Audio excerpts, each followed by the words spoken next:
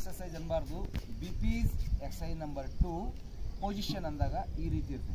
Position BP's exercise number 2 position ಅಂದಾಗ ಈ ರೀತಿ ಇರುತ್ತೆ.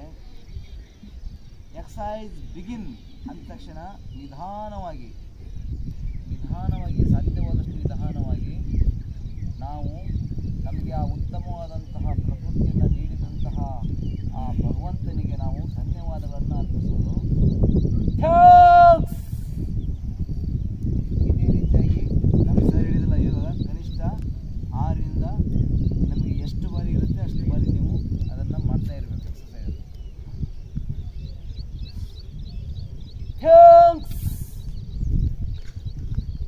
ರೆಸ್ಟ್ ಅಂದಾಗ ನೀವು ಯಾವ ಸ್ಥಿತಿಯಲ್ಲಿ ಇರ್ತೀವಿ ಒಮ್ಮೆಲೆ ಅಲ್ಲಿ ಬರಬಾರ್ದು.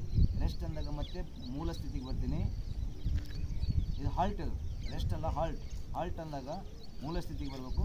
ಮತ್ತು ರೆಸ್ಟ್ ಅಂದಾಗ ಆ್ಯಸ್ ಇಟ್ ಈಸ್ ವಿಶ್ರಾಮ ಸ್ಥಿತಿಯಲ್ಲಿ ಬರಬೇಕು. ಅರ್ಥ ಆಯ್ತಾರೆ? ದ್ವಿತೀಯ ಸೋಪಾನಕ್ಕೆ ನಾವು ಮಕ್ಕಳು ಕರ್ಕೊಂಡು ಹೋದಾಗ ಅಲ್ಲಿ ಕೂಡ ಟೆಸ್ಟ್ ಇರ್ತದೆ ಮಕ್ಕಳಿಗೆ. ಅದಕ್ಕೆ ಈ ವರ್ಡ್ಸ್ ಇವೇ ಯೂಸ್ ಮಾಡಬೇಕು. ಕಮಾಂಡ್ ಈಸ್ ಫಾರ್ ಮೀ ಅದನ್ನೇ ಹೇಳಬೇಕು. ಎಕ್ಸಸೈಸ್, ಪೊಸಿಷನ್, ಆಮೇಲೆ ಬಿಗಿನ್. ಎಕ್ಸಸೈಸ್ ಬಿಗಿನ್ ಅಂದ ತಕ್ಷಣ ಎರಡೂ ಕೈಗಳನ್ನು ಉಜ್ಜಬೇಕು. ಇಲ್ಲಿ ಶಾಖ ಉತ್ಪತ್ತಿ ಆಗುತ್ತೆ. ಎರಡೂ ಕೈಗಳನ್ನು ಉಜ್ಜಿ ನೆಕ್ಸ್ಟು ಕಣ್ಣಿಗೆ ಮೊದಲು ಒತ್ತುಕೊಂಡು ನೆಕ್ಸ್ಟ್ ಇಲ್ಲಿ ಹಣೆ ಭಾಗಕ್ಕೆ ಪ್ರೆಸ್ಸಿಂಗ್ ಮಾಡಬೇಕು ಬಟ್ಟುಗಳಿಂದ. ನೆಕ್ಸ್ಟ್ ತಲೆ ನೋಡಿ, 5 ಬೆರಳುಗಳನ್ನು ಹಾಕಿ ಈ ಥರ ಏನು ಮಾಡಬೇಕು, ನಾವು ತಲೆಗಳಿಗೆ ತಿಕ್ಕಬೇಕು, ಮಸಾಜ್ ಆ ಟೈಪ್. ನೆಕ್ಸ್ಟ್ ಬ್ಯಾಕ್, ಲಾಸ್ಟು ಕುತ್ತಿಗೆ.